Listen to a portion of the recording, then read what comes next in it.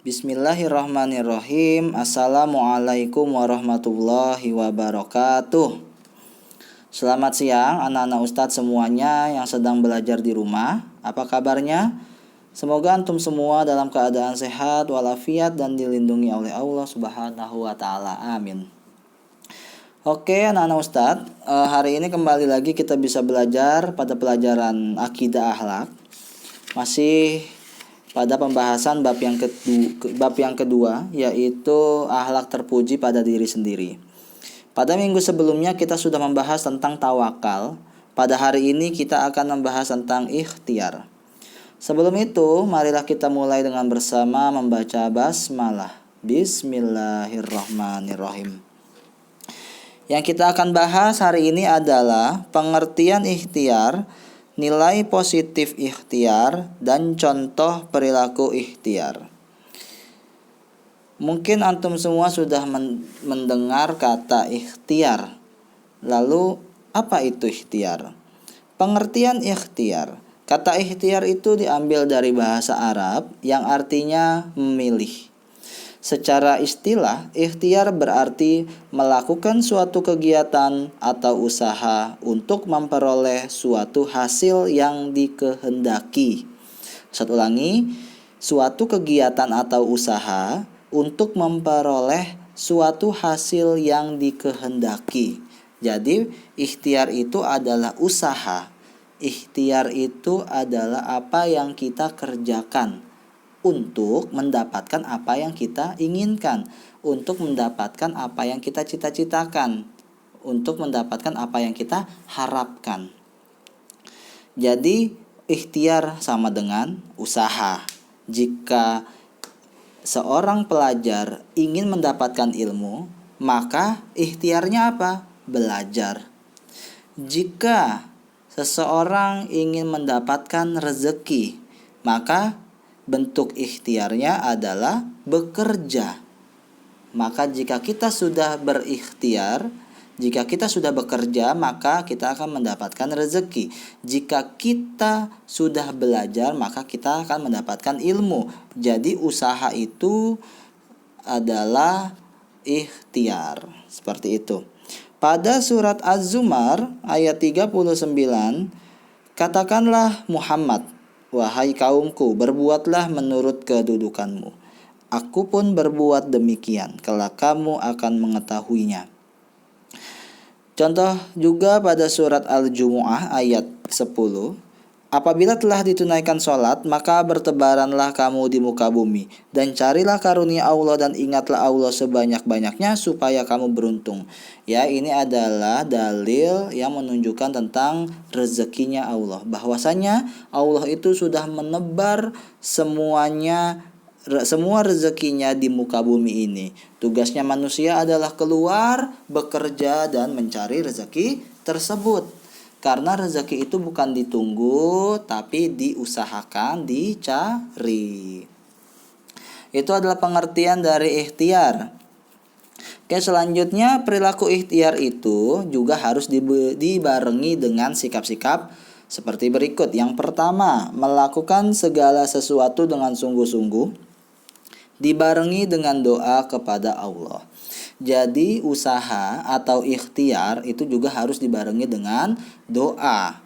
Maka setelah usaha dan doa barulah kita bertawakal. Nah, dan usahanya juga harus sungguh-sungguh supaya apa yang kita dapatkan juga tidak setengah-setengah. Yang kedua, berusaha secara terus-menerus dan tidak mudah menyerah atau berputus asa dalam melakukan ikhtiar. Terus-terusan kita harus berusaha dan janganlah berputus asa.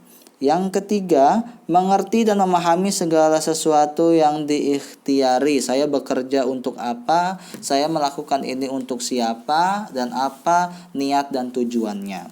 Yang keempat, kreatif dan inovatif dalam melakukan sesuatu hal.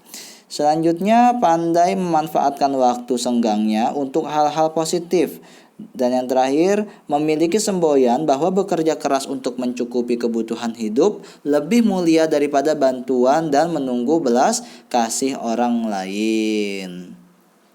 Ya, makanya Allah itu lebih menganjurkan hambanya untuk bekerja daripada meminta gitu. Ada juga nilai-nilai positif dari ikhtiar. Yang pertama, dapat berlaku hemat dalam membelanjakan harta karena hasil yang dicapai memerlukan usaha keras, ya.